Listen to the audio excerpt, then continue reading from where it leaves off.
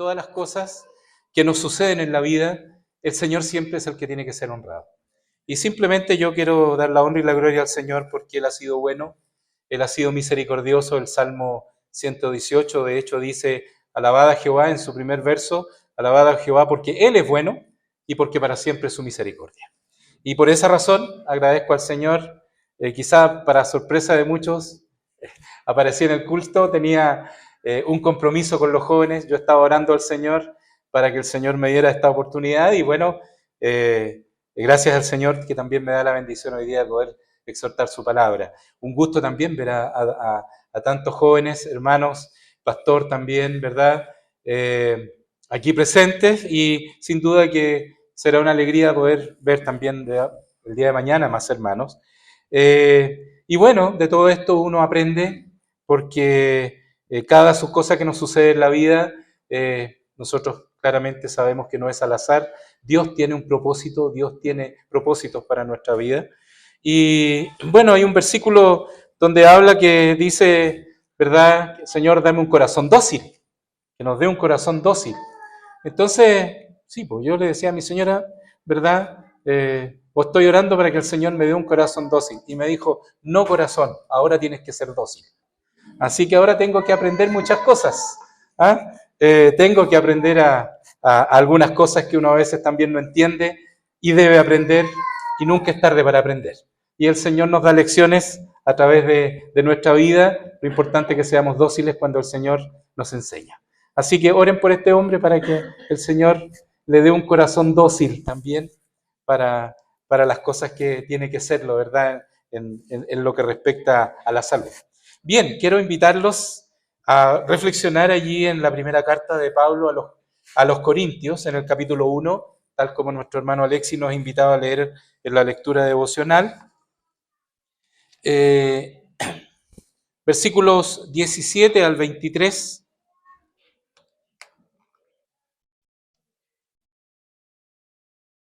Cuando lo tengan a mano, por favor, se colocan en pie para que pueda dar lectura a estos versículos y luego tener un momento de oración. Dice como sigue: porque no me envió Cristo a bautizar, sino a predicar el Evangelio, no en sabiduría de palabras, porque no sea hecha vana la cruz de Cristo.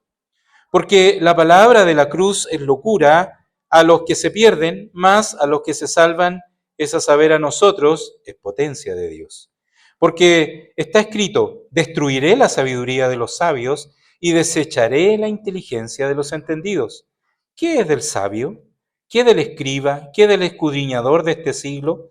¿No ha enloquecido Dios la sabiduría del mundo? Porque por no haber el mundo conocido en la sabiduría de Dios, a Dios por sabiduría, agradó a Dios salvar a los creyentes por la locura de la predicación. Porque los judíos piden señales y los griegos buscan sabiduría. Mas nosotros predicamos a Cristo crucificado, a los judíos ciertamente tropezadero y a los gentiles locura. Bendito Dios, agradecemos la bendición que nos das de poder reunirnos en este lugar que ha sido destinado para la alabanza, la honra tuya, Señor, y la edificación por medio de tu palabra. Y damos gracias también porque podemos tener este tiempo para poder oír tu palabra. Permite que ella sea en esta noche una bendición para todos los presentes, como tú, Señor, has permitido que sea para mi vida, lo sea también para todos mis hermanos con quienes hoy en estos momentos compartiremos esta palabra. Padre, a ti la honra y la gloria por siempre. En Cristo Jesús oramos. Amén. Tomen asiento, por favor. Yo no sé cuántos conocen las carreras de galgos. Si la han visto, ¿sí? Yo creo que varios. Sobre todo en la época de nuestras fiestas patrias, es muy común en muchos lugares, en la zona centro-sur, ¿verdad?, de nuestro país, es muy común encontrarse con estas carreras, que los galgos son una especie, ¿verdad?, unos perros de una raza muy estilizada, ¿cierto?, y que tienen como característica correr a una gran velocidad.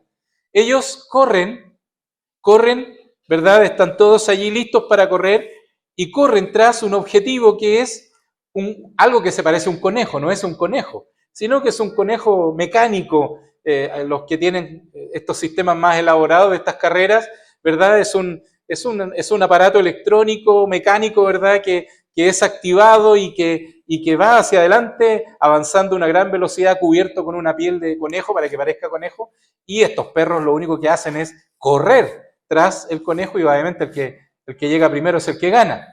En cierta ocasión estaban participando de estas carreras y a mitad de carrera el conejo se les echó a perder. Y a mitad de carrera los perros iban todos corriendo y de repente este aparato se quedó ahí parado y los perros no supieron qué hacer. No sabían si correr, se daban vuelta, uno se empezó a morder la cola, ¿verdad? Otro se quedó ahí parado y finalmente ninguno terminó la carrera. Fíjense ustedes que al igual que a veces estos galgos, la gente persigue objetivos. En realidad, todos los humanos necesitamos una razón para vivir, dicen algunos, ¿cierto? Y yo pregunto hoy día a ustedes, ¿cuál es tu meta? ¿Cuál es tu propósito? ¿Cuál es tu esperanza de vida? ¿Y qué pasa si te quitan aquello? Bueno, tristemente hoy día nosotros vemos en nuestra sociedad a muchas personas persiguiendo simplemente ilusiones. Y bueno, ya que hoy día empezamos la convención de jóvenes, directamente a los jóvenes, es más común todavía encontrarnos a muchos jóvenes simplemente en esta etapa, que es una etapa muy idealista por lo demás, simplemente persiguiendo ilusiones. Persiguiendo metas que ellos creen ser alcanzables, pero a veces simplemente son sueños, son deseos, no son cosas reales o que puedan realmente concretarse. Y es muy común de repente encontrarse con jóvenes extremadamente idealistas que solo persiguen sueños. Ahora, más triste aún, yo diría cuando encontramos a creyentes persiguiendo objetivos muy lejos de los verdaderos objetivos que debieran motivar la vida cristiana. Bueno, nosotros aquí en estos pasajes que yo he leído corresponden al primer capítulo de una carta que Pablo escribe a la iglesia de Corinto. Los hermanos allí en Corinto tenían dificultades y Pablo, por estos pasajes, muestra justamente la problemática de la iglesia de Corinto. Yo diría principalmente dos. Ellos, de acuerdo a lo que nos está diciendo aquí, en esto Pablo, ellos estaban mezclando el evangelio con sabiduría humana y por otro lado también ellos se estaban gloriando de los hombres y naturalmente estaban confundiendo el significado del ministerio del evangelio. Y estos dos problemas se hicieron manifiesto en esta iglesia, los cuales Pablo en esta carta, en su primera carta aquí, Pablo denuncia a la iglesia esta problemática. Y lo que hace Pablo es mostrándole a ellos, en primer lugar, cuál es el propósito que a él lo movía. Y por eso es que Pablo aquí en el versículo 17 comienza mencionando que Dios lo había enviado a un objetivo específico, claro, propósitos claros, ¿verdad? No me envió a bautizar. Lo que Él hizo, el Señor dice, Él me envió a predicar el Evangelio. A predicar el Evangelio. Pablo fue enviado a predicar solo el Evangelio. Eso es lo que deducimos y encontramos nosotros aquí literalmente de lo que dice este pasaje. No el Evangelio más filosofías humanas. Y es lo que de alguna manera Él da a entender aquí. El Señor me ha enviado a predicar el Evangelio, dice, ¿ya? No en sabiduría de palabras. Esto un poco aludiendo a la sabiduría humana. Porque no sea hecha vana la cruz de Cristo. Fíjense ustedes cuánto nosotros también tenemos hoy día que aprender de estas palabras del apóstol Pablo. De igual manera, hoy día nosotros los creyentes somos llamados ¿a qué? A predicar el Evangelio, ¿o no? Y claro, y no en filosofías humanas. ¿Cuánto tenemos que aprender y guardarnos de mezclar el Evangelio con otras cosas? somos tan tentados para ser influenciados por ideas, por corrientes de pensamiento y mezclar el Evangelio y enlodar el Evangelio puro que el Señor nos ha presentado en su palabra.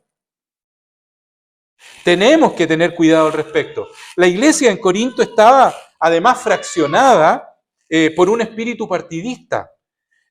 No dudamos de que estas tres personas que se nombran aquí en esta primera carta, que son Pablo, dice Cefas y Apolos, porque Pablo habla acerca de esta problemática partidista que había dentro de la iglesia de Corinto, ellos se propusieron y llegaron a la iglesia de Corinto a predicar el evangelio de salvación. Pero los corintios, debido a que eran creyentes, yo diría, inmaduros en la fe, ellos comenzaron a poner más énfasis en los individuos, ¿cierto?, que habían traído este mensaje.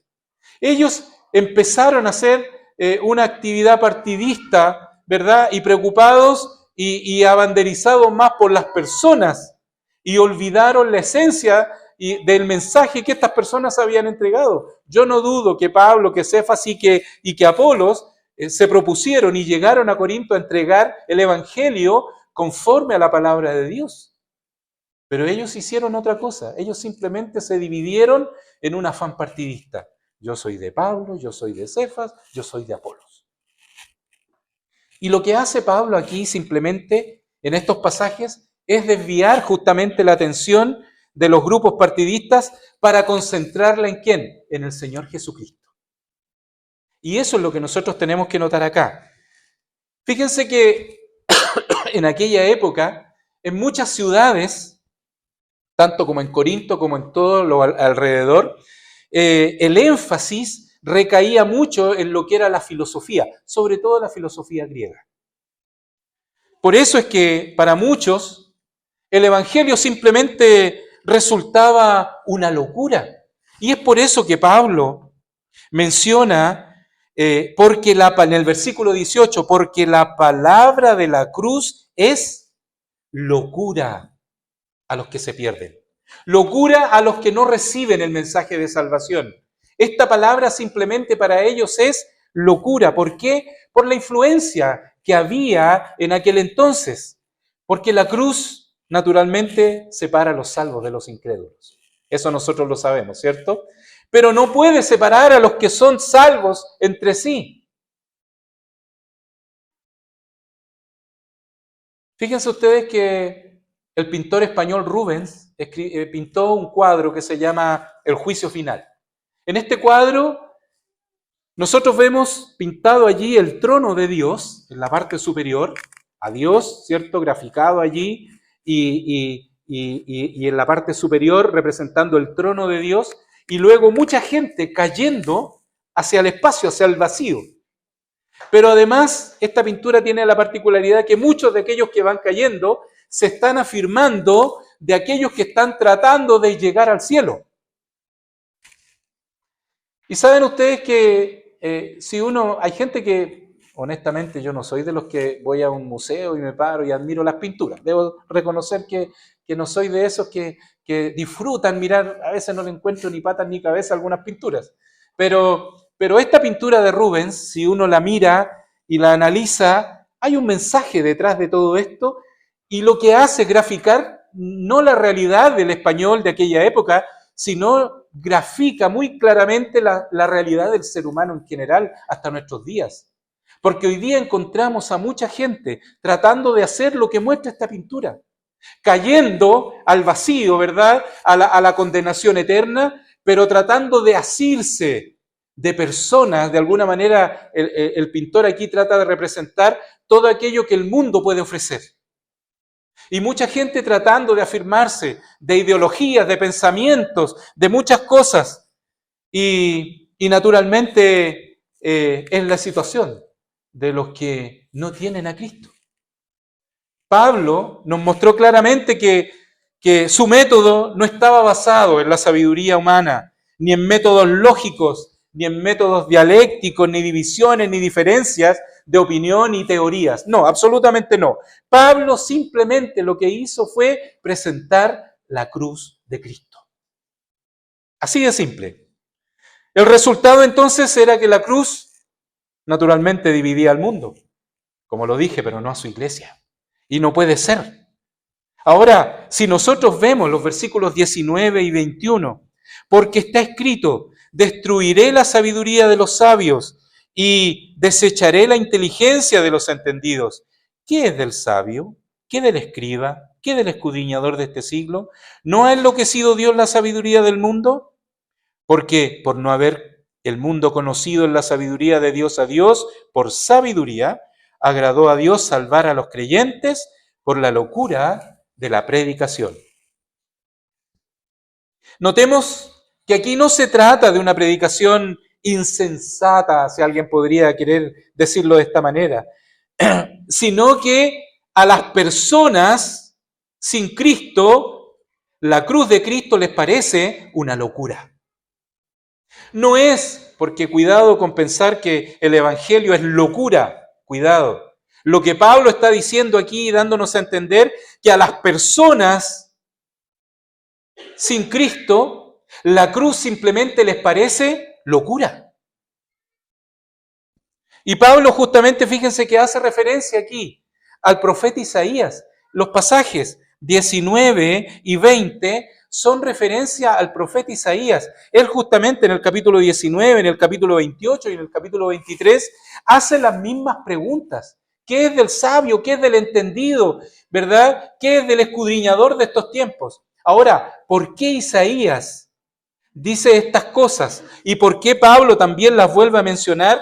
Justamente el objetivo de estas preguntas son para probar que Dios no necesita la sabiduría del mundo. Incluso más, dice, la destruirá.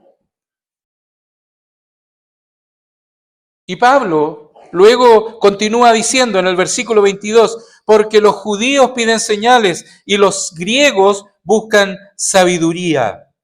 Noten aquí que Pablo divide al mundo, a la humanidad, en dos grupos étnicos, por decirlo así. A los judíos, que de alguna manera representaban la religión, y a los griegos, que representaban la sabiduría humana. Los judíos que representaban la religión, una religión dada por Dios, sin duda. Pensaban que ellos tenían la verdad, y bueno, en cierta forma tenían razón, tenían el Antiguo Testamento, pero todo llegó para a ellos simplemente a transformarse en ritos y nada más que eso. Ellos se habían apartado de las Sagradas Escrituras, habían seguido simplemente la tradición, que para ellos esa era la interpretación de las Escrituras. Y si ustedes hoy día tienen la oportunidad de ver y conocer el Talmud, por ejemplo, ustedes van a encontrar las Escrituras, el Antiguo Testamento, en un recuadro al centro, muy pequeño, y por alrededor una cantidad de escritos de los padres, de los rabinos, interpretaciones a ese pasaje. Es más abundante lo que los hombres escriben que lo que dice la palabra de Dios. Y tanto así que ellos lo que hacen es leer las interpretaciones de los padres rabínicos y descuidan la lectura de la palabra de Dios. Por lo tanto, la interpretación de las Escrituras para ellos simplemente se traspasó a lo que era la tradición. El poder de la palabra de Dios, por lo tanto, ya no operaba. Operaba para ellos simplemente la tradición. Por eso es que cuando apareció Cristo, ¿qué hicieron los judíos? ¿Qué pidieron? Pidieron señales, porque no entendían, porque no comprendían. Ellos querían una señal en lugar de regresar a las Escrituras. Ahora, el otro grupo, formado por los griegos, es decir, los no judíos, ellos representaban también la filosofía. Ellos amaban la sabiduría humana, por supuesto. Decían que estaban buscando la verdad, estaban recorriendo casi el universo entero en la búsqueda de la verdad. Ellos simplemente eran racionalistas. Así como los judíos terminaron en su ritual, los no judíos acabaron convirtiéndose simplemente en racionalistas. Y fíjense ustedes que unos 400 años antes que viniera Cristo, sin duda que los griegos produjeron en el horizonte de la historia una brillantez mental. Y es verdad, logros artísticos sensacionales, que incluso hoy día parte de esa arquitectura queda, los restos en muchos lugares. Pero aquella época de oro duró aproximadamente unos 300 años. Luego siguieron unos 2000 años de esterilidad y estancamiento filosófico. Y después vinieron hombres como Bacon, como Descartes, ¿cierto? Como Hobbes, que produjeron de alguna manera un renacimiento o el renacimiento de los pensadores, como que el hombre renació en cuanto a poder pensar, ir más allá, profundizar sobre todas las cosas. Pero en realidad fue un periodo muy pequeño, si podríamos decirlo así en la historia, pero que dejó marcadas influencias hasta el día de hoy, pero lamentablemente en una marcada decadencia. En una marcada decadencia del pensamiento humano. ¿Y qué es lo que busca el ser humano? ¿Cuál es la pregunta más común que se hicieron? ¿Qué es la verdad? Ahora, Pilato hizo esta misma pregunta, ¿recuerdan ustedes? Y se la preguntó al mismo Señor Jesucristo. ¿Y qué es la verdad? Bacon hizo esta misma pregunta. Y la filosofía, yo diría que hasta el día de hoy se está formulando esta pregunta y no tiene respuestas concretas a esta pregunta. Y hay que reconocer que por lo tanto que estas preguntas del versículo 20 que hemos leído tienen una muy rigurosa actualidad. Porque si vemos todo lo que está pasando a nuestro alrededor, es válido que hoy día nosotros preguntamos, ¿qué es del sabio? Es decir, ¿dónde están los sabios? Quizás hoy día muchos jóvenes digan, muchos jóvenes universitarios, hey, los sabios están allí en las aulas de clases, los profesores que tenemos, ¿seguro? ¿Qué es del escriba? ¿Dónde están, verdad? ¿Dónde está el que escribe? ¿Dónde están aquellos que escriben? ¿Qué es lo que se escribe hoy día? Visiten las librerías seculares. Bueno, y tristemente también las cristianas, nos encontramos con sorpresas. Y vean ustedes lo que hoy se escribe, lo que hoy se dice. ¿Podemos llamar a eso sabiduría? ¿Qué es del escudriñador de este siglo? O sea, ¿dónde está de alguna manera el que analiza y discute los asuntos del mundo? Y aquí Pablo dice, ¿acaso no ha enloquecido Dios la sabiduría del mundo? Bueno, el hombre hoy día y la humanidad sigue buscando teorías, algunas cosas, ¿verdad?, que puedan explicar muchas interrogantes que tiene y se ha volcado a lo que es principalmente la ciencia. Bien, tal vez la ciencia les pueda dar algunas respuestas, pero las interrogantes a la vida todavía, muchas de ellas siguen y no son capaces de responderlas, porque no está en la sabiduría humana. El versículo 22. Porque los judíos piden señales y los griegos buscan sabiduría. Y es lo que hoy día hace el mundo. Buscar señales, buscar indicios que muestren que realmente en el hombre hay sabiduría. Y saben ustedes, me encontré con un libro llamado El suicidio de Occidente, escrito por James Burham. Y en uno de sus párrafos, él escribe lo siguiente, comillas, la verdad es que el hombre se ha sobreestimado en cuanto a sus propias realizaciones. El colocar una nave espacial en una órbita a cientos de kilómetros alrededor de la Tierra requiere una buena cantidad de pensamiento y esfuerzo conjunto. Pero nosotros nos inclinamos a exagerar las cosas. Aunque a los hombres que viajan en naves espaciales a unos cuantos kilómetros sobre la Tierra se les llama astronautas, este es un nombre inapropiado. Los hombres no llegarán a ser astronautas, ni menos aún cosmonautas, hasta que lleguen a viajar entre las estrellas. Y es importante recordar aquí que la mayoría de las estrellas se encuentran a varios miles de años luz de distancia de la Tierra. Alguien necesita decirle a los seres humanos que no se tomen estos logros demasiado en serio. Cierre de comillas. Cuando el hombre trata de lograr algo, ya cree que lo ha encontrado todo y la sabiduría, ¿verdad? Ya tienen la sabiduría, el conocimiento, ¿verdad? Que ya no puede llegar más allá. Interesante la reflexión de este hombre, porque El hombre de hoy justamente cree que tiene todas las respuestas. El hombre de hoy cree que tiene la solución a todas las cosas. Y ustedes, creo, jóvenes, me refiero ahora específicamente a ustedes, los que están en las aulas de clases, quizá escucharán diariamente a sus profesores argumentar, presentar un montón de cosas que parecen, ¿verdad?, casi deslumbrantes, que nos parecen brillantes. Y claro, quienes hemos pasado por las aulas, ¿cierto? De repente hay ciertos profesores que nos deslumbran con el conocimiento. Pero el Señor dijo que la sabiduría de este mundo es necedad. Así de simple. Porque Dios ha convertido esta sabiduría simplemente en algo totalmente carente de sentido. Entonces, nosotros podemos entender allí del versículo 22 que lo que encontraron los judíos y lo que encontraron los griegos fue algo que ellos no pudieron comprender.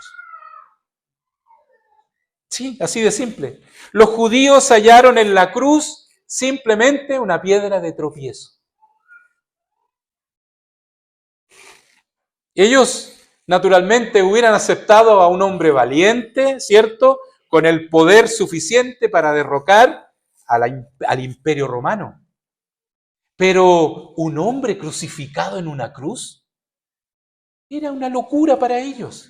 No lo iban a aceptar. Era un insulto para los judíos pensar que el Mesías estaba allí clavado en la cruz. Por eso es que aquellos mismos que ostentaban conocer las Escrituras se burlaron a los pies de la cruz de Cristo. No lo quisieron aceptar. De hecho, Pedro se refiere a ellos, ¿verdad?, a Cristo y a aquellos hombres como a Cristo como esa piedra que los edificadores rechazaron. Para los griegos, o sea, para los no judíos, la cruz era una locura, era un absurdo. Era algo totalmente opuesto a cualquier sistema racional. ¿Cómo alguien puede a mí asegurarme la vida eterna muriendo en una cruz? ¿Saben ustedes que allí en Roma, en el Monte Palatino, no sé si ustedes sabían, fue encontrado un graffiti, si podríamos decirlo así? Claro que los grafitis de la época no eran con spray, sino eran con, me imagino, con un clavo, no sé, algo rayado en una piedra. Se encontró a un hombre arrodillado frente a una cruz donde hay crucificado un hombre con una cabeza de burro. No sé si ustedes sabían eso. Se encontró allí en el Monte Palatino, en Roma, lo que naturalmente graficaba el pensamiento de la influencia griega, porque para ellos simplemente esto era un absurdo. Y esto existe, está, lo pueden ustedes buscar. Hoy, esto no es tan distinto a lo que pasaba en Roma en aquella época. Hoy mucha gente está haciendo lo mismo, simplemente poniendo a nuestro Señor y Salvador en ridículo. Se burlan de Él, se burlan del Evangelio, se burlan de nuestras palabras, se burlan de la cruz de Cristo. Pero yo hago esta pregunta: ¿puede hoy día la sabiduría humana, puede hoy día las corrientes filosóficas que a veces parecen muy interesantes, pueden hoy día sacar al hombre del pozo de miseria en la que se encuentra? No, absolutamente no. No ha podido, no puede y no podrá hacerlo. Y observe que los seres humanos serán salvos por la locura de la predicación. Esto que parece tan loco para muchos, tan absurdo, esto que tú has creído, hermano, esto que te ha traído salvación, esto que te ha traído vida eterna, quizá para tus amigos, tus familiares, compañeros de estudio, de trabajo, simplemente es una locura, es un absurdo. Bueno, porque no es el método, sino el mensaje lo que el hombre normal considera locura o insensatez. Y por eso es que simplemente los hombres lo rechazan. Ahora, consideremos todo esto.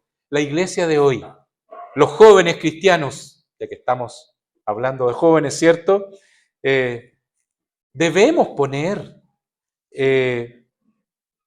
yo diría, entre nuestras principales prioridades atiborrarnos de sabiduría? ¿Qué es lo que Pablo de alguna manera nos está mostrando acá? Y no estoy diciendo que no tengamos que estudiar, que no tengamos que adquirir conocimiento, ¿verdad? Estoy hablando de considerar que la sabiduría humana es el todo del hombre. No. Nosotros debiéramos considerar en poner en nuestras primeras prioridades o nuestra principal prioridad poner a Cristo y a este crucificado. Esta verdad es la que nosotros tenemos que defender, esta verdad es la que tenemos que enseñar, esta verdad es la que tenemos que proclamar. Y no importa, querido hermano, no importa, querida hermana, si tus familiares, si tus amistades, si tus compañeros de estudio o de trabajo piensan y para ellos esto les parezca simplemente una locura, que aquel que fue crucificado allí en la cruz del Calvario puede darnos vida eterna, puede perdonar nuestros pecados, puede hacernos una nueva criatura y puede hacer que esta vida realmente tenga sentido. Y yo sé que ustedes me entienden, porque lo más seguro es que tengan a su alrededor un sinnúmero de personas que piensan que esto que ustedes creen simplemente es una locura. Porque a Dios le plugo salvar a los creyentes, ¿por qué cosa? Por la locura de esta predicación. Bendita locura. Y Pablo dice, y más loco quisiera ser. ¿Queremos ser más locos? ¿Sí o no? Nosotros sabemos, hermanos, y hemos comprobado que solo por este mensaje del Evangelio el hombre y la mujer pueden ser salvos por esta verdad de esta condenación eterna, ¿cierto? Y tener eterna seguridad con Cristo allí en los cielos. No importa que el mundo siga pensando lo que quiera. No te amilanes, no te apoques, no sientas que estás equivocado cuando quizá el cúmulo de personas que está a tu alrededor intenta hacer creer que lo que tú crees es una locura. No, si tú has creído en Cristo como Salvador, has tomado la mejor decisión. Es la decisión más sabia que has hecho. Arrepentirte de tus pecados y confesar a Cristo, aceptar el mensaje de salvación, es la decisión más sabia que tú has hecho. Y no importa que el mundo siga pensando que esto es locura. ¿Saben por qué? Porque ya Pablo lo dijo. Somos salvos simplemente por la locura de la predicación. Que el Señor nos bendiga y nos ayude para atrevernos a levantarnos y con firmeza seguir proclamando la cruz de Cristo a aquellos que aún el Evangelio les parece locura. ¿Oramos?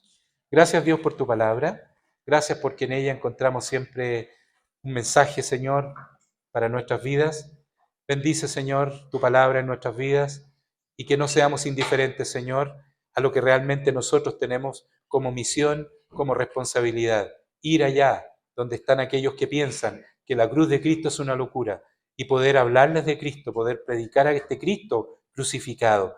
Que no nos envanezcamos y no nos diluyamos, Señor, discutiendo otras cosas que son tan banales, sino que hagamos realmente lo que tenemos que hacer, ir y predicar el Evangelio a toda criatura para que aquel que entienda, comprenda y por la fe reciba a Cristo pueda tener vida eterna por la locura de la predicación. Gracias, Padre, en Cristo Jesús oramos. Amén. Que el Señor les bendiga. Gracias.